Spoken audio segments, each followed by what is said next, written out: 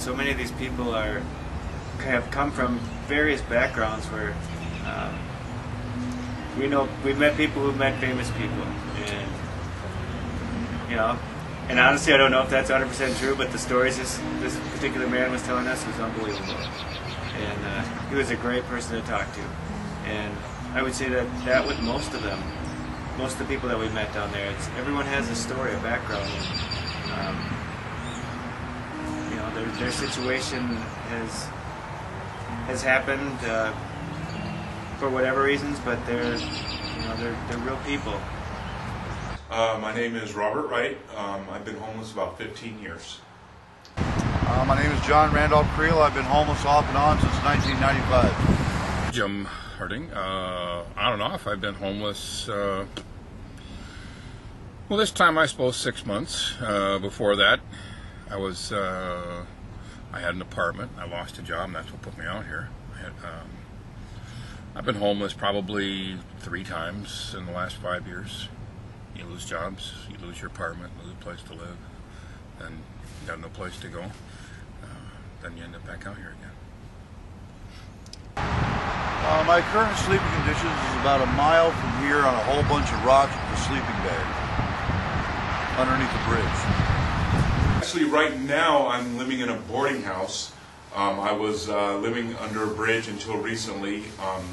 There's a group of people from St. Stephen's Church that got me into this boarding house that I'm in now. So I'm homeless, but not in the sense that I don't have a place to live, if that makes sense. I eat at soup kitchens. I come out and I sign to make my money. So even though I do actually have a roof over my head, I'm still basically in a homeless situation. Yeah, I sleep in a tent. I sleep by myself. I don't associate with 99% of the homeless people because I can't deal with their behavior. So I'm not down here because it's fun. This is not a chosen lifestyle. This is desperation. I'm trying to get out of here. I don't like the homeless shelter setup that is in Minneapolis. They allow you to stay for a certain number of hours in the shelters that are all run by the churches. And one of the hardest things, especially in the wintertime, for most of us that camp out, is the fact that at 7 o'clock in the morning they put you out on the street.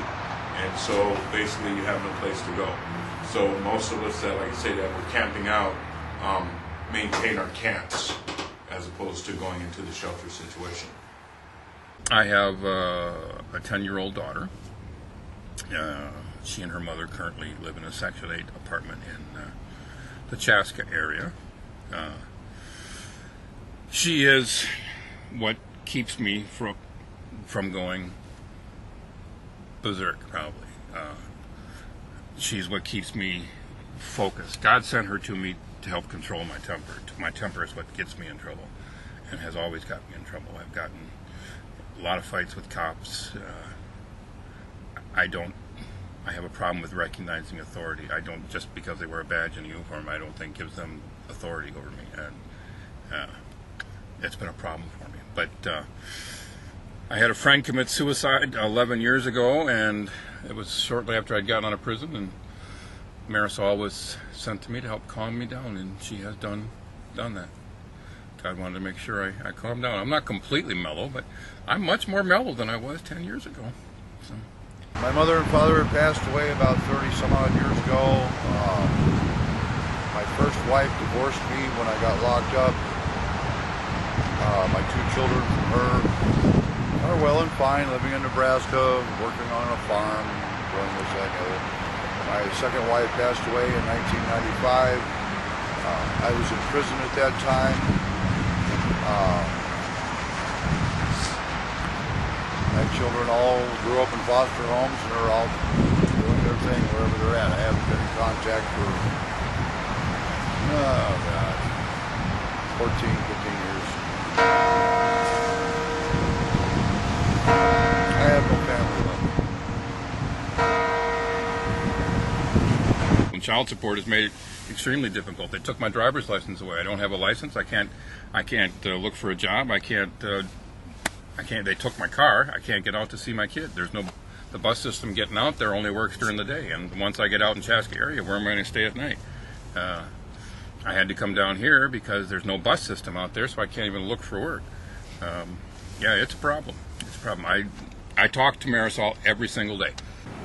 Jim also has a daughter, but unfortunately for him, because the courts took his license away and he doesn't have a job, and because his ex-wife doesn't work with him very smoothly, he's not able to see his daughter very much. But just by talking to him, you can see that he loves her and that she is his motivation, and it's just really unfortunate that he doesn't get to see her as much as he would like. Normally I'd say a couple times a month I get to see her, but I didn't see her on Christmas, didn't see her on her birthday. There's no way to get out there, and it's difficult. And her mom is afraid to drive in traffic, so she won't drive down here. Her mother is from Mexico and terrified of traffic, so she won't come down here. One thing about Jim is he's not your stereotypical homeless person. He's told us about all the jobs he's applied for. I think he sent in over 100 applications since the beginning of this year, and he's just not able to get a job because of things he's done in the past that he now regrets. And he's just really trying to pull himself out of it, but it just shows that not all homeless people are lazy. They're not all just out there drinking. Jim doesn't drink. He's not an alcoholic. He doesn't do drugs. He's just a nice guy trying to make it, and it's hard. It's hard, and that's why I feel we need to be out there. We need to be helping guys like Jim. We need to be loving guys like Jim. I've applied since January 1 for over 100 jobs. I've had 2 interviews. It's very difficult. It's not just this market, but when you got 8% unemployment, there's a lot of people that don't have the situation I do, so they don't need to.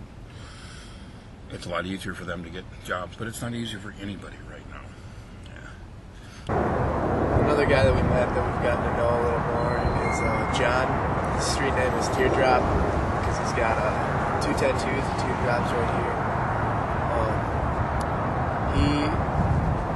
He knows the scripture. He knows the principles that are taught in the Bible. He knows probably more about Jesus than I do. And he sleeps under a bridge. Just because of his past, he's not able to get a job anymore. Oh yeah, at 56 years old, I've been shot twice in Vietnam. I get a disability check. So if I do go out and find a job, which in these days I'm not qualified for very much, at my age and background and stuff, it's very hard to find a job. And plus I would also discontinue my benefits. So if I went to work for a month and then get fired, it'd take me another 6 months to a year to get my benefits back. So it's kind of a catch-22 situation. I find it extremely difficult to find a job. Mostly, if I do find work, it's day labor work. I don't, like I said, I don't have a telephone, an address. I have a criminal background, so finding a job isn't always as easy, especially now in the economy. Everybody is competing for the jobs that are available. So. And once you get involved in the legal system, once you get felonies, and my felony was for possession of ounce of marijuana in the state of Minnesota, once you get a felony, finding a job becomes immensely difficult. They don't want to give you jobs. And why should they in this economy when there's so many people that don't have felonies that are looking for work? They don't have to even look at people like me, which makes it even more difficult to find a job.